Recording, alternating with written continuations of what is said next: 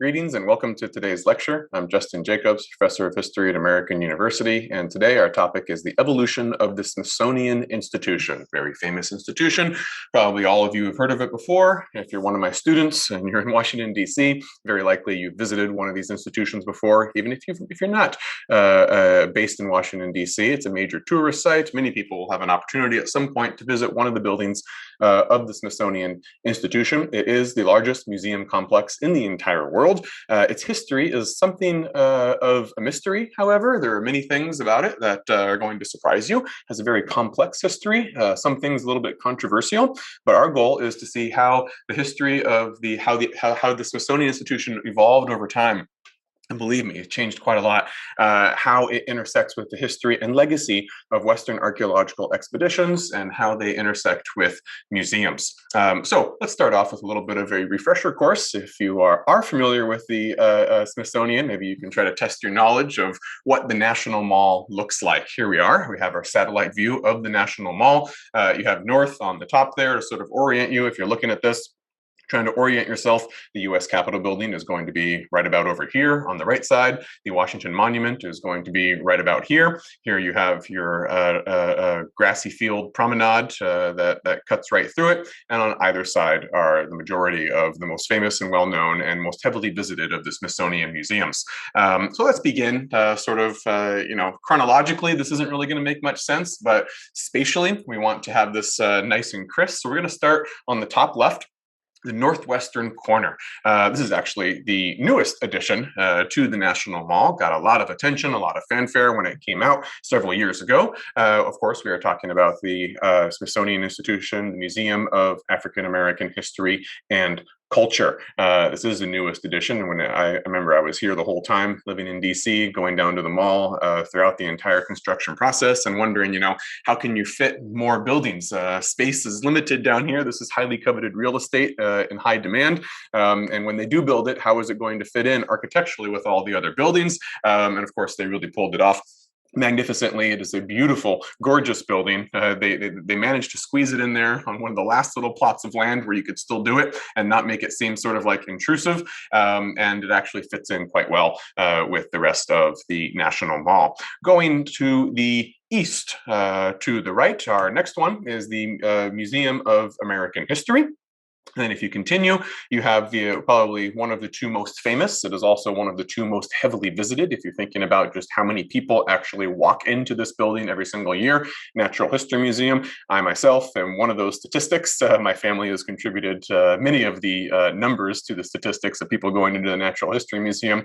That's because I have little kids. Anyone with little kids is going to find themselves constantly going to the Natural History Museum. To their credit, it is quite well done. And I have to admit, I always looked forward to going into the Natural History Museum. Today, we're going to learn a little bit more about some of the history of what used to be in the Natural History Museum and why that was controversial. I guess I have to say I'm thankful that I visited this in its current incarnation, in which some ugly juxtapositions of exhibits are no longer the case in this museum because it has evolved like all the other institutions. Continuing on, we have the National Gallery of Art. Many people don't know, myself included. I also didn't know this until quite recently when I was doing research on this topic. National Gallery of Art actually is not part of the Smithsonian Institution. It is run by a private nonprofit organization. It's very deceptive because it looks like all the other buildings on the mall. It fits in architecturally very well. The experience is very similar for most people.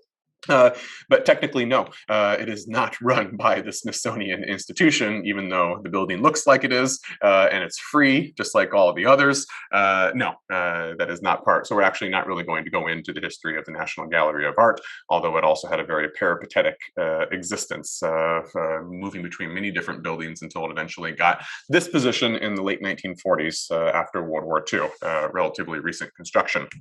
Moving to the south side of the National Mall lawn, we have an interesting sort of outlier. Why is it an outlier? Well, we'll get to that during the course of today's lecture. The Freer Gallery of Art, originally just the Freer Gallery of Art. Now the full name is the Freer and Sackler Gallery of Art, and it's expanded a little bit underground as well.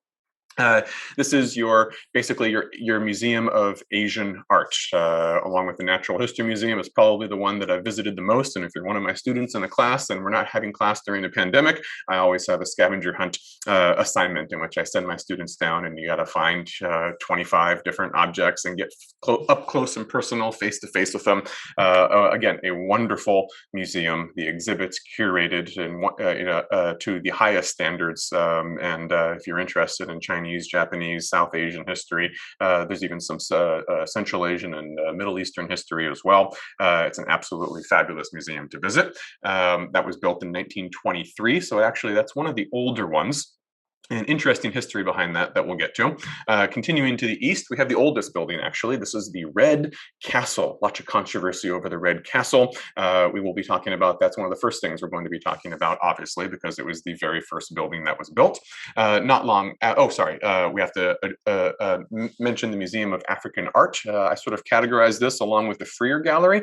It's sort of one of these outliers in which the only reason it existed was because a private citizen with a great collection and some money donated the materials to make it possible. The government, left to its own devices, probably would not have created this museum. It's not one of the most visited ones, and a lot of people don't even know it exists because it's mostly underground, and it's been criticized for mostly being underground because it doesn't have a whole lot of natural light. But it's the Museum of African Art. I believe that was built in the 1960s or 1970s. So again, right up there with one of the more later editions. If you do find yourself down there, absolutely, it's worth going underground. However, to see that one, many people don't even realize that this museum exists. It is to be distinguished, of course, from the Museum of African American History and Culture. The Museum of African Art is specifically the African continent itself, not African American culture in North America. Moving right along, we have the Arts and Industry Building. Again, one of the ones that really stands out, and also one of the older ones. This one is late 19th century, designed to solve a problem that presented itself at the time, but ultimately just ended up getting cluttered very quickly as well. And ultimately, they needed to build new buildings along with it. And then finally, not finally, second to last, we have the Air and Space Museum. This, along with the Natural History Museum, is the top visitorship. And if you combine another hangar, another building that is not far from Dulles Airport in Northern Virginia, the Udzvar Hazy Air and Space Museum, where they have actual, it's all planes, it's enormous. And they have things like one of the space shuttles. They have the Enola Gay that dropped the atomic bomb over Japan. The fastest planes ever, entire 747s from the early age of flight. I mean, it's really interesting. It's worth to drive out there. However, Air and Space and Natural History, the buildings on the mall have about equal visitorship. I think it's something like 5 point something million every single year. But if you add in the extra hangar that's in Northern Virginia, the Air and Space Museum ultimately has the highest visitorship of all the museums. This eventually, I believe, was finished in the 1970s. We'll get to all these details later on. And then finally, the Museum of the American Indian, one of these museums built on the model of the Freer Gallery, the Museum of African American Culture and History. Is a museum. It's also very recent. This is in the 21st century. It's again one of those museums that was designed to solve a problem of representation. You need to have a museum that allows each individual group to represent themselves, to display their own culture. And some of the debate, of course, is should this be purely a celebration of your culture, a way of righting past wrongs, or should it be a critical examination of these cultures? These are things that are never truly resolved. They are debates that resolve around these sort of museums. But again, it's a culturally specific museum in which people would say there's something lacking in the buildings that purport to be universal, purport to be transcendent of specific tribal identities and whatnot, but they're really not. And they're not really inclusive in a respectful way. So we need to have a separate building that represents these people in a more positive light. And then, of course, there are other Smithsonian Institution buildings that are not on the National Mall. I think there's a couple in New York. And then elsewhere in DC, there are several others that we will talk about as well. The Anacostia Community Museum. And then, of course, the National Zoo in Woodley Park, also where I've spent a lot of my time in the first 10 years that I've lived in DC. Excuse me. The fact that the National Zoo is also part of the Smithsonian is another one of those reminders, like we talked about in our lecture on Meet the Real Indiana Jones, that the zoo and the modern museum are sort of parallel or mirror images of one another in their ideological agenda, the way that they try to preserve, curate, and study something that would normally decay or go extinct, one from the world of art and antiquities, one from the natural biological world, and then use that, put it into a new context where you preserve it and display it for the education of the general masses, with the idea that you are transforming those people into better citizens, better whatever, as a result of this experience. But now the work of art, the Mona Lisa, means something very different in the museum than it used to mean when it was hanging on the wall of a private French nobleman, and he woke up every day and looked at it. It meant something different to him. It had a different utility to him than it does when it's sitting in the Louvre and being, gawked at by hordes of tourists snapping selfies. Same thing with any animal that you see in the zoo. Their utility, their presentation, what they do, their life, all of that is very different in a zoo than what it was when they were in their original natural environment, and that is a reflection of the human ideological agenda that has been foisted upon their existence. So the museum and the zoo, once again, a reminder that they are very similar to one another. Okay, now that we've refreshed our memory and know where we're going with all of this, let's get started with the founding of the Smithsonian Institution and the competing visions that informed its early evolution. Everything begins with the last will and testament in 1826 of an English scientist by the name of James Smithson. This is a very odd last will and testament. I'm showing you here the last page of it, the last paragraph, and I've highlighted if you want to get reading on your own. I'm going to read this, however, because it's very difficult to read this old style handwriting. This begins with about 5 paragraphs of various details of provisions that James Smithson wants to give his servants, his bankers, various relatives and whatnot. And then we get all of a sudden to this final paragraph. There's no mention of Smithsonian or anything that has to do with the potential Smithsonian institution up until this point. And then boom, like a lightning bolt out of the sky, you have, quote, "In the case of the death of my said nephew without leaving a child or children, or the death of the child or children he may have had under the age of 21 years or intestate, I then bequeath the whole of my property subject to the annuity of £100 to John Fittall, and for the security and payment of which I mean stock to remain in this country, to the United States of America, to found at Washington, under the name of the Smithsonian Institution, an establishment for the increase and diffusion of knowledge among men." Where did that come from? All of a sudden, you have all this legal language about this guy is an Englishman. He's living in England. And then all of a sudden at Washington, the Smithsonian Institution, that's where all my wealth is going to go if I have no surviving heirs. Smithson was a renowned chemist. He was known for analyzing geological samples. He was wealthy. He traveled widely, but no one knows why he made this particular bequest. The rest of his papers were eventually destroyed in a fire in 1865, so the truth apparently is probably gone forever. Isn't this weird? Right, the most famous museum institution in the world, the largest one, and we don't even really know why it was created.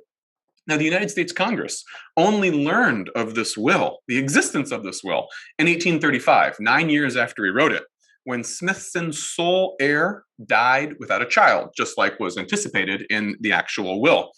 And then they learned about it, and they decided, okay, well, we will create the Smithsonian Institution, just as he said, with the money and wealth that he gave us. Since the Smithsonian Institution was then created in 1846.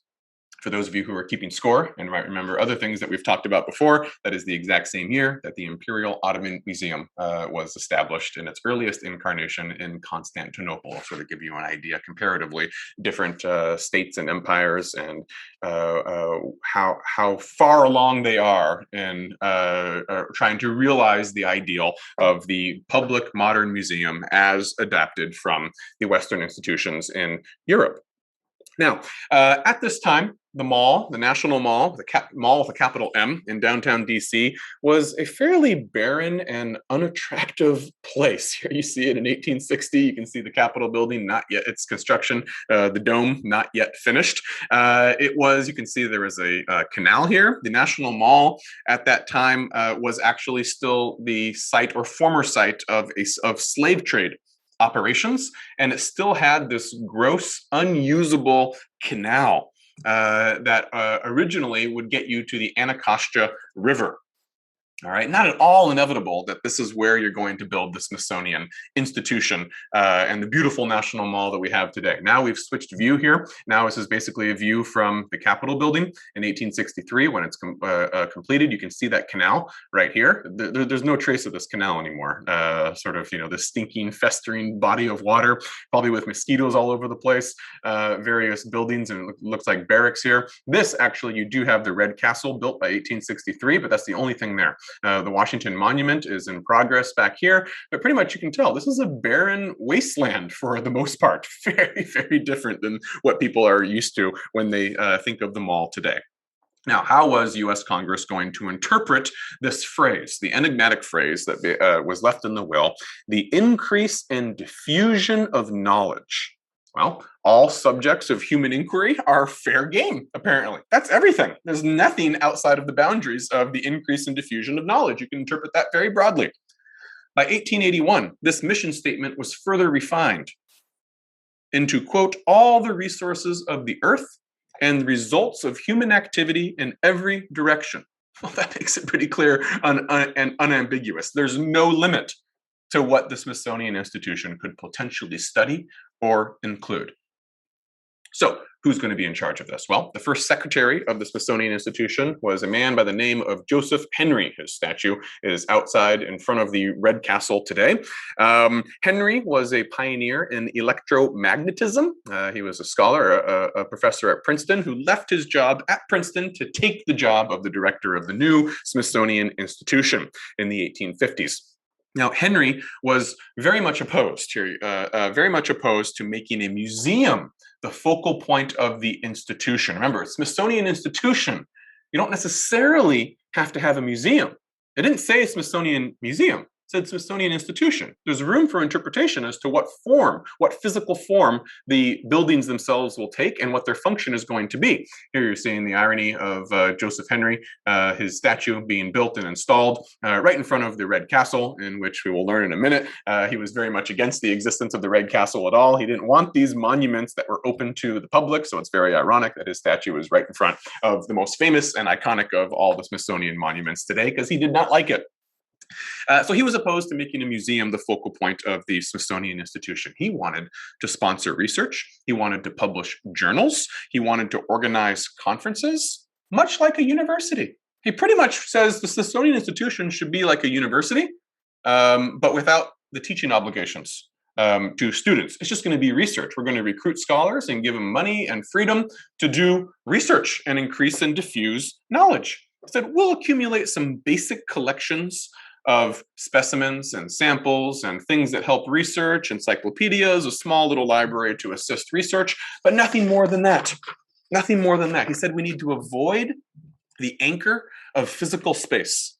Collections, he said, were expensive to maintain, and they draw funds and resources and attention and energy away from research and expeditions around the world.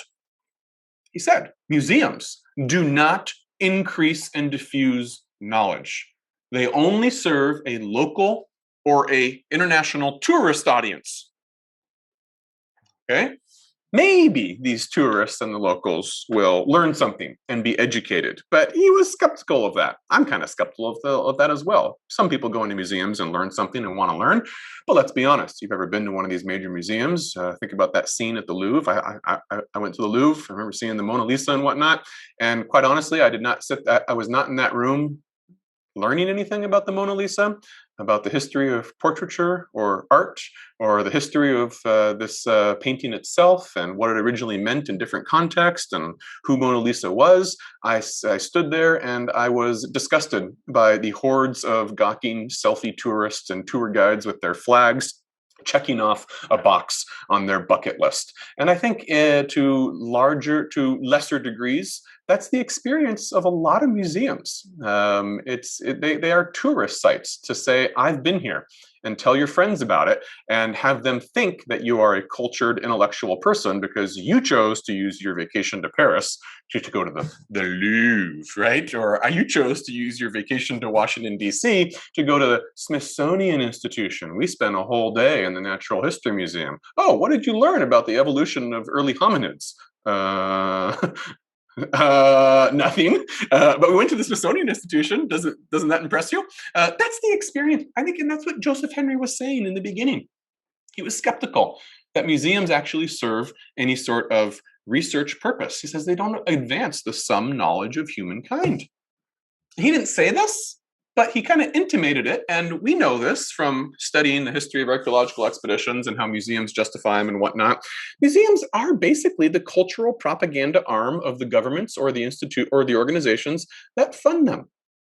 We want to be able to demonstrate to our people that we are invested in their education and their moral improvement, and museums are a way to show that we do good public service activities. We preserve things that are going to be destroyed or go extinct or deteriorate. We give an analysis of it, and then we present it for free to the general public to improve you. Whether or not they're actually improved is another matter, but at least we've done our part. And therefore, we are a benevolent government that is interested. We subscribe to transcendent universal values about advancing the knowledge and improvement of humankind. Right? That is a sort of form of cultural propaganda of the government or organizations that fund them. Of course, the irony here is that the Smithsonian is now the largest museum complex in the world today. However, its first director, Joseph Henry, fought that vision both tooth and nail. Henry was vehemently opposed to building the Red Castle. Here you see the Red Castle, the earliest building. Right across from the Natural History Museum. He was opposed to building the Red Castle, and once it was built for him against his wishes, he actually looked in to see whether or not he would be able to sell it. He could not. In 1868, we have him on record saying, quote, "Our principal encumbrance is the museum and the building connected with it. Could I succeed in transferring these to the government, my mission in regard to the institution would be fulfilled." All right. He did eventually oppose a full-fledged library. He wanted a small research library, but not a full-fledged library. And he was able to successfully oppose that on the grounds that it would needlessly replicate the Library of Congress, which was for the members of Congress and not very far away. But with regard to physical collections and buildings to house them, and a duty, an obligation on the part of the director to display them to the public and admit the vulgar masses, he lost every single battle. Remember, the political allure and the public relations value of being a sponsor of public education and the study of science and education of science, whether or not the masses actually learn anything, the fact that you at least say that you're doing it and put your money into those projects and have museums that are a testament to your commitment to this, whether or not the mission statement is actually ever realized, that's way too attractive for politicians. Okay, sponsoring a bunch of research for bookworm scholars to do in a dark room, and you don't get the political credit that you want, what congressman is going to open up his pockets for that? It's much harder to get that sort of research that doesn't have engagement with the public, where you can then say, I'm a sponsor of enlightened values, and I'm looking out for your best interests. So vote for me at the polls and keep me in power.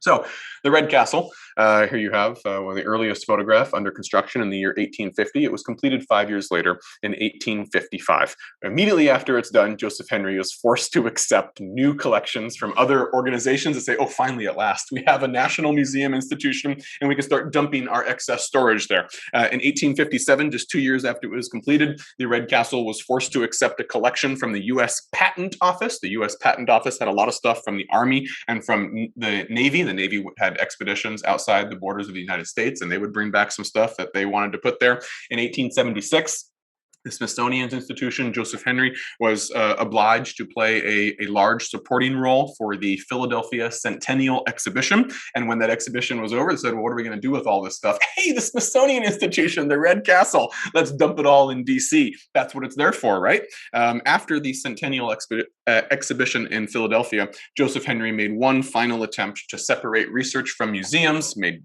strenuous lobbying efforts, and lost, as you might expect. The Smithsonian, it was said, will take over all collections deemed of national interest, and it must manage a new building to display it for the public, because the Red Castle was obviously not nearly large enough to undertake both research, because it does, their research is a big part of the Smithsonian as well. It's not nearly large enough to do both research and have a museum display for the general public. We need a new building, and they started talking about a brand new building. So 1878, just a couple years after the Centennial Exhibition and his hated Red Castle being filled up with stuff and not nearly as much research as he wanted to support, Joseph Henry dies, 1878, and all opposition dies with him. The museum vision prevails over the vision of the Smithsonian being more a research institute. So let's start the expansion. We need to learn about all the other buildings and how we get from one Red Castle to what we have today on the National Mall. In 1879, just 1 year after Henry's death, Congress approves the construction of what was referred to at the time as the U.S. National Museum. Today, this has been renamed and repurposed as the Arts and Industry Building right next to the Red Castle. This will be finished in 1881, just a couple of years to build it. And of course, as you might expect, it will be overflowing within just 10 years. Here you're looking at the entrance hall, and you can see that the organizational scheme is very chaotic. You've got cannons, artillery over here. You've got, what is this, Lady Liberty, I think it is. It looks like you've got a South Asian Hindu or Buddhist statue. Oh, this is definitely the Buddha. You've got a Chinese or Japanese pagoda over here. Everything is sort of just thrown in. It was really cramped. Some people criticized it. Here you can see one of the side rooms with Lady Liberty off in the distance right there. Many people would criticize it as sort of, this is just a cabinet of curiosities. It's difficult to see an organizational scheme here. There was stuff everywhere, oftentimes placed on top of cabinets as well. Here you're getting a sense of many different rooms that they had. The number of objects just simply ballooned. In 1876, it had 250,000 objects. In 1884, just 8 years later, 1.5 million. What is that for? That's 6 times the amount that it had. By 1900, 5 million objects. And its new mission statement is now the Smithsonian Institution is supposed to collect and display every object in existence that can be given a name and create models, pictures, and diagrams for everything else, getting more and more ambitious, perhaps with the burgeoning of the United States, this nation as well. Now, early on, there was a organizational scheme. It wasn't always evident in the chaos and the cramped quarters of what is now the Arts and Industry Building, but back then was known as the U.S. National Museum. There was an attempt in some parts to have an organizational thematic scheme that guides people through and says, this is what we want you to learn. There were 2 major things that it was supposed to be divided among.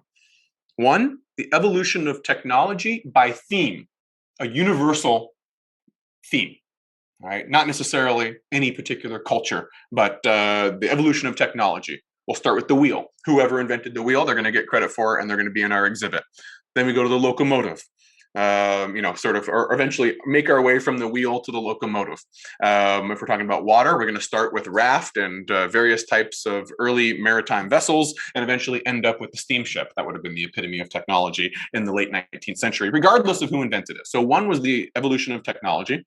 The other organizational theme was supposed to be ethnology or anthropology, organized by race or tribe with an explicit commentary or narrative on the evolution from savage people to civilization to enlightenment. So you can clearly see that there is a subjective moral judgment of the stages of history that human beings have evolved from. Who do you think is going to be on top? Of course, white Europeans and North Americans, obviously, in accordance with the racial ideologies of the day. Now, the scheme wasn't really realized in the original U.S. National Museum building right next to the Red Castle. It was overwhelmed with too many things. But we know that was the original vision. In a few places, they attempted to do it. What's going to be the next stage of increasing an opportunity to realize this vision? Well, it's going to be with the construction of what was then known as the new building. We know it today, obviously, as the Natural History Museum. We had the Arts and Industry Building, known as the U.S. National Museum, completed in 1881. Within 10 years, totally overflowing. We can't even we can't even really realize the original vision of how we wanted to have an organizational scheme, a twofold organizational scheme. So they said we need another building. This one's going to be on the other side of the mall, facing the Red Castle, and they said it's going to be the new building. All right, this one is completed in 1910.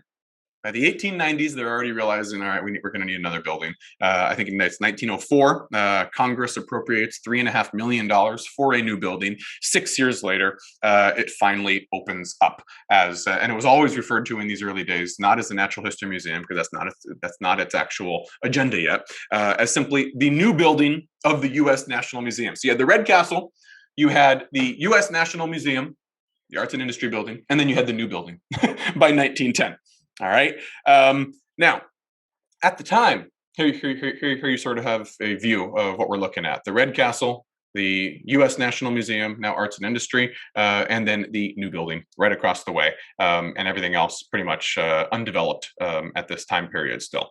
Okay.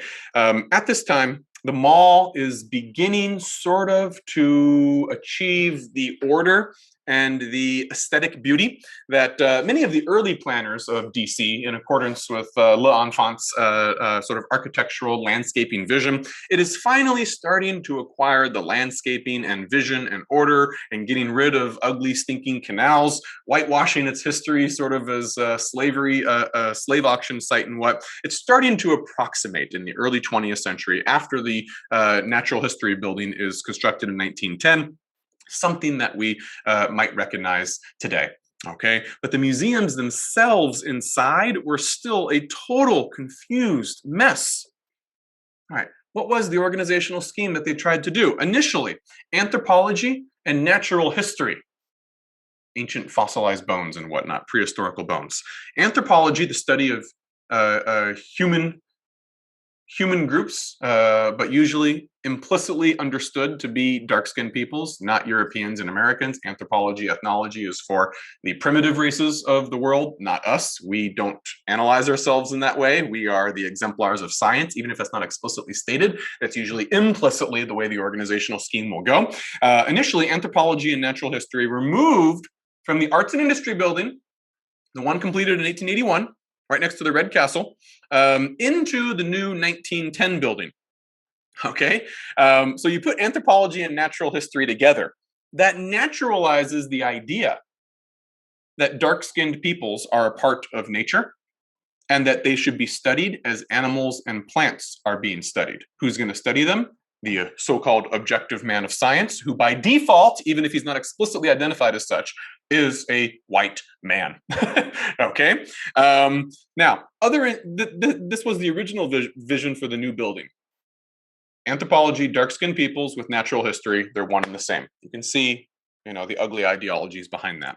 But even this vision couldn't really be realized because, once again, with every new building, other government organizations said, oh, finally, we have more space to start dumping our collections.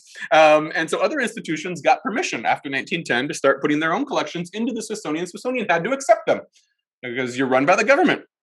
The constantly moving National Gallery of Art, which would not assume its present-day building until the 1940s. It's a private organization. They would still get permission to put the European and American artwork inside the new building. That's the Natural History Museum. The Navy would put uniforms and artifacts from World War I in there.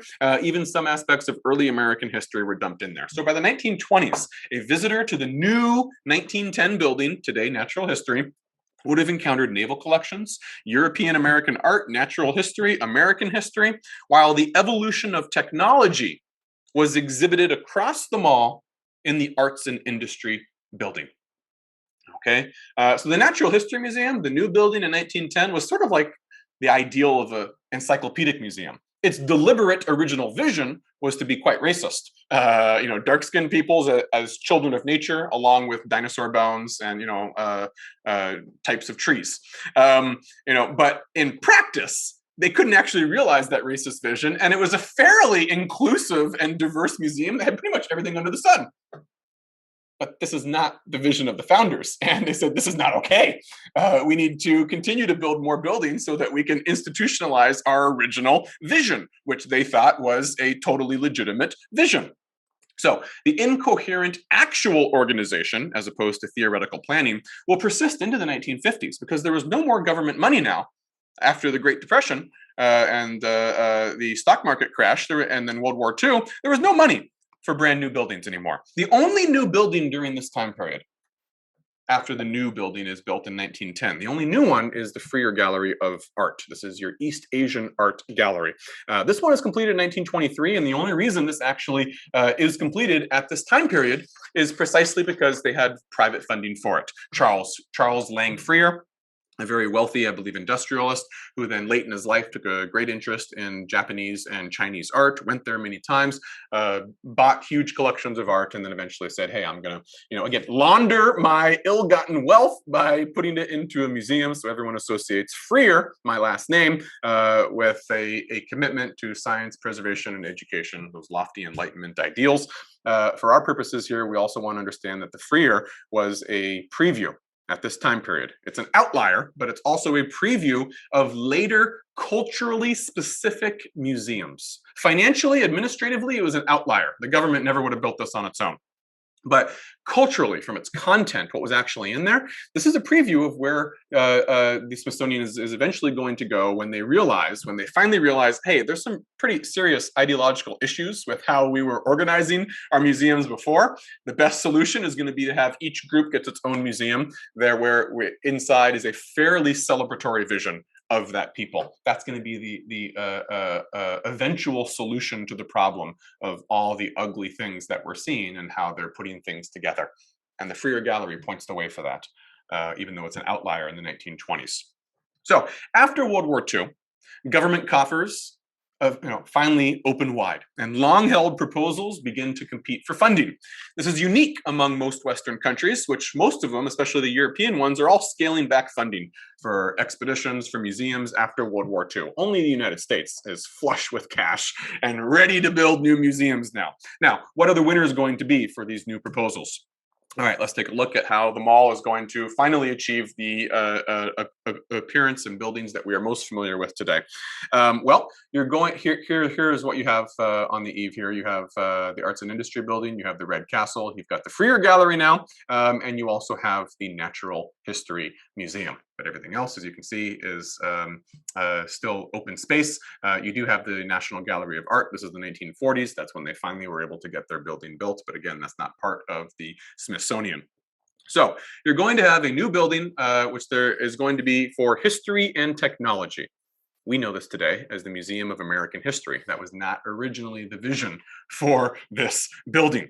All right, so history and technology will get funding after World War II, and the Air and Space Museum. Here you are looking from the Red Castle or the Arts and Industry Building, looking east towards the Capitol. This is the excavation space for the Air and Space Museum. Okay, both of these are going to be strongly associated with the political, cultural, and economic identity of an ascendant post-war United States. All right, we're going to show off and celebrate our air and space prowess during the Cold War race to the moon with the Soviets. And we're going to show off our pride in being at the forefront of the history of history and technology, which is going to be the building that eventually is transformed into the American History Museum. This new agenda is evident in a 1957 conceptual redefinition of what was formerly referred to as the U.S. National Museum under the auspices of the Smithsonian Institution into two units. I'm going to say we're going to have natural history now, and we're going to have history and technology. Until the Air and Space Museum is completed, history and technology are going to be in one building. Natural history is going to be in another building. We're going to take, here is again the Air and Space Museum. I should have shown this a minute ago. Still under construction, but much closer to being finished now. They're going to say European and American history are going to be taken out of the so-called new building, right? That's still called the new building from 1910. Take them out of here, and we're going to put them into the building of history and technology. Okay. Finally, they realize the racist vision of the early 20th century. They can finally realize this in the late 1950s. What's left in the new building, the 1910 new building? Anthropology, ethnography, and the plants and animals, natural history. Now, finally, you fulfilled the 1910 vision. We finally have the dark-skinned peoples of the world, the savages of the world, together with the natural history, and we can study them together as scientific objects behind a cabinet who are all going extinct, and we're trying to preserve them. All right. Now, the irony here, of course, is that the lag time between proposals and construction and the ideological shifts in broader society will make these museums anachronisms by the time they open. All right. History and technology will open in 1964. You finally had your vision of the early 20th century realized in 1957 when you moved European and American stuff out of 1910 building and left it just with anthropology, ethnology, and the natural world. 7 years later, right? The history and technology building is complete. Finally, we realize this vision. Well, this is also the heyday of the civil rights movement, the 1960s countercultural movement, criticism of social and cultural ideological norms beforehand, challenging them. All of a sudden, the history and technology building, which is just opened, brand spanking new, looks way too white, right? It has transnational universal pretensions. This is history and technology. That's everyone throughout the whole world. But by default, it's Anglo-Saxon America and Northern European light-skinned peoples who are at the forefront of the history of both history and technology. Dark-skinned people still segregated in what we've now called the Natural History Museum. That's not going to fly in the 1960s. So now we get to our final stage of the evolution of the Smithsonian. 3 solutions will be explored and implemented to solve the ideological problems that we now have. I feel like I'm in Maoist era China. You have ideological problems in your past that we need to criticize and resolve. The first one is going to be, let's turn the history and technology building up here, upper left, let's turn history and technology into explicitly the Museum of American History. Let's just call it, not by default, this is Americans at the forefront of history and technology. Let's just be honest, it's the Museum of American History. And then let's remove the evolution of technology and put it into a building that is supposed to be for actually the evolution of technology and industry. And eventually, at first it's going to go into the arts and industry building. Eventually, then they will also say, once the Air and Space Museum opens up in 1976, that technology will go in there as well. Okay, so the arts and industry and air and space are now dedicated museums to showcasing the evolution of technology. All right, the History and Technology building is now the Museum of American History. Now we need to purge the Natural History Museum of ethnography and anthropology, the dark-skinned peoples. But where are you going to put them? The original idea, well, we need a new museum for it. Let's have a new Museum of Man. Not very creative, right? Museum of Man, that was the idea. Just for anthropology and ethnology. That proposal failed. So when that failed, they said, you know what? What about the Freer Gallery? They were onto something back then in 1923. How about we create new culturally specific museums on the model of the Freer? This will solve our problem. We'll have our universal museums, air and space, arts and industry, and then we have our culturally specific ones. The Freer now is culturally specific. Now we've redefined the Museum of American History. That's kind of culturally specific as well now too. So we can solve the problem by giving all the dark-skinned peoples who are in natural history their own culturally specific museums as well. Everyone gets their own museum. That's fair, right? Most people don't know that this culturally specific museum was originally not, well, it's still not on the mall. There is another Smithsonian institution, the Smithsonian Anacostia Neighborhood Museum. Now they've changed it to the Anacostia Community Museum in the Anacostia neighborhood on the other side of the Anacostia River in Washington, D.C. This was your original solution to this problem. Eventually, it'll be seen as not a showcase museum. It just serves the African-American community in Southeast DC. We need something grander. We need something that's sort of a national symbol of African American culture shows that our government appreciates and puts this people on a showcase site on the National Mall. Not just, oh, the Black community can have their own Black museum in their own neighborhood. No matter how good that museum is, it was susceptible to that criticism. And this sort of gave rise to the idea we need a proper African American museum on the mall. Don't segregate it out into an African American community. Although at its time this was seen as very progressive, and it's still a very great museum, and it was seen as the solution to this problem of what to do with how do we segregate dark-skinned peoples, non-white peoples, the rest of the world essentially, from natural history, and not treat them like bugs and dinosaurs and foxes and polar bears. Eventually, much more funding and political activism over the 60s, 70s, 80s, and 90s will produce much bigger results. The National Museum of the American Indian will be authorized in 1981 and eventually opened up in 2004. Very striking architecture. I also enjoy going into this museum as well. It is, again, on the model of very much we are going to cede curatorial power to the groups that are going to be able to represent themselves. And you might have some tension here. Some people will criticize the museum as too celebratory. They'll say there's no attempt to have a critical view of Native American history. It's just purely how great this particular tribe was, what our culture was like, and so there actually have been criticisms levied that this isn't a true museum, without realizing that the true museums were often also celebratory. Implicitly, if not explicitly, they were often also implicitly celebratory of whoever was in charge of the museum, which by default, again, were white men from the wealthy Western countries. And those museums also, you might think of them as imperialist museums. So it's not really all that different in that regard. Museums do have this scientific critical mission and they try to fulfill that, but at the same time, they are all celebrations, implicitly or explicitly, usually implicitly, of whoever is associated with the construction and maintenance of that museum. And then the next one was the National Museum of African American History and Culture. There it is, the very gorgeous building right next to the Washington Monument. This was authorized in 2003 by Congress, funding appropriated, fundraising goes on, and finally opened up in 2016 to much fanfare.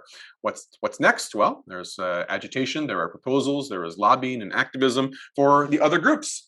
The other major groups in the United States, the Latino community, the Asian American community. These proposals have been floated around for a long time. It takes a long time, though. You need a lot of political power and weight, lobbying, and you need lots of money to be able to build a showcase museum on the limited space that you have on the National Mall. The last thing to talk about is one final solution that occurs in the 1960s. Sort of this problem of, are we just going to keep building new museums forever? Every single time there's a new group that says, hey, what about us? Are we going to get our museum too? How do we get to celebrate our community and overturn the racist assumptions of the majority white culture for hundreds of years? Shouldn't we also get it? Every single community should have their own showcase institution that shows off their identity in a positive light, right? Where will it all end? Funds ultimately are limited. Space ultimately is limited. And it can be criticized as sort of a tribalist breakdown of the cosmopolitan vision without recognizing that the cosmopolitan vision was always de facto white people anyways. So one of the solutions that they came up with in the 1960s, specifically 1967 was the first year it was held, was what's known as the Folklife Festival. The Folklife Festival is outdoor on the grassy areas of the National Mall. There's some stuff inside the Arts and Industry building as well, but it's mostly outdoors with, temporary tents. It's temporary. It's a couple weeks, usually late June, early July. And the focus can change every year. Far more flexibility than brick and mortar buildings where you have collections that take a long time to curate and set up. And, there's inertia involved there in which you have something, you're like, we're not going to change this. How often do we have to change these exhibits? They took forever and a lot of money to create these exhibits. Now we're going to throw it in the trash and do a brand new exhibit. Yeah, I know it has some ugly ideas from 30 years ago, but come on. The Folklife Festival was intended as a solution to this. It says we can change the theme, the content every year. It's temporary, so we don't have to deal with brick and mortar buildings that can't move and have limited exhibition space. We can use the outdoors. Now, DC in late June and early July is sweltering, so prepare to sweat when you go down to the mall. But that should not deter you. The Folklife Festival is fantastic. I've gone many times. I've been dragged by my wife. Originally, I was reluctant, but she wanted to take my kids, and I went down there several times. I thought it's way too hot and humid, and I thoroughly enjoyed myself. It was a wonderful experience. What it is intended to be the celebration and education of both Western and non-Western living cultures. All right, subjects, people from the exhibits can talk back. The idea here is also that there is this power imbalance in a traditional museum exhibit in which people come up and you have explanatory placards that have been created by powerful white people who have their own agenda, and the exhibits can't talk back. They are being interpreted. They can't control the narrative. The narrative has already been controlled for them as to what they are, what they mean, and what you're supposed to take away from this exhibit. Folklife Festival, they said, we're going to give an opportunity for the so-called exhibits to talk back. Living cultures, all right? Representatives from that community are going to come to DC and put on their own displays, demonstrate their dances, their food, their basket weaving. And people can come up and they don't just gaze at them like an object of scientific curiosity. The people talk back. The exhibits talk back to you and will challenge your assumptions about who they are and what they mean and what's important to them. And these are real people. All right? And also, you can choose things that aren't necessarily dominated by nationalist agendas. You can choose subcultures that don't have their own states and may even be oppressed in their home state. You can say, we're going to give you an opportunity to shine. We're not going to, it would be difficult to get the willpower and financial support and expertise to do a permanent, physical exhibit in a museum of Catalonia or the Basque culture or Appalachia. But we can do a temporary exhibit, bring representatives and experts from that community, and they can be on the mall for 2 weeks and create and diffuse knowledge. Increase and diffuse knowledge about their cultures and talk back and challenge people's stereotypes and misconceptions that they might have. So, and you can also do things that aren't really like politicized cultures at all. Cultural subgroups that you don't even really say it's a political community of any sort. A few years ago, they had circus acts. The entire thing was about circus performers. I went to this one. I actually went into this big top. It was fascinating to get a little peek into it. I remember going home afterwards after watching a free performance and seeing various circus performers and whatnot. I went home and I spent hours on the internet searching around, trying to understand, wow, what's the background of people who get into the circus and all this? I was fascinated. And I did go off and learn more about it. And I thought, I never would have seen this in a traditional brick and mortar museum exhibit, right? You also can have nationalist cultures, and they will sometimes work with foreign governments. Here is one from Hungary, Hungarian heritage. Sometimes they'll have multiple ones. All right, this is going to be Hungary, this is going to be Armenia, and this is going to be Turkey. We're going to spotlight these 3 national cultures, or it could be subnational cultures, or it can be things like circus performers. Once they had the Silk Road, that was back in 2003. I wasn't here for that, but by all accounts, it was a wonderful folklife festival as well. The very fact that what the Folklife Festival tells us is that there was a need to come up with a solution to the problem of permanent exhibits that have implicit ideological agendas, but it's difficult to change those exhibits over time because they're fairly physical and immovable, and it takes a long time to change what's inside a museum to reflect current new ideological norms. And by the time it does, the norms have changed once again. And Folklife was an ingenious, creative solution to try to once and for all solve the ideological problem that museums have had from their inception in the mid-18th century. All right. Hope you've learned a lot about the evolution of the Smithsonian. And next time you're in DC and you visit any of these Smithsonian institutions, you might look at them in a slightly new way, armed with the knowledge that you've gotten in today's lecture. All right. Thank you very much. Take care.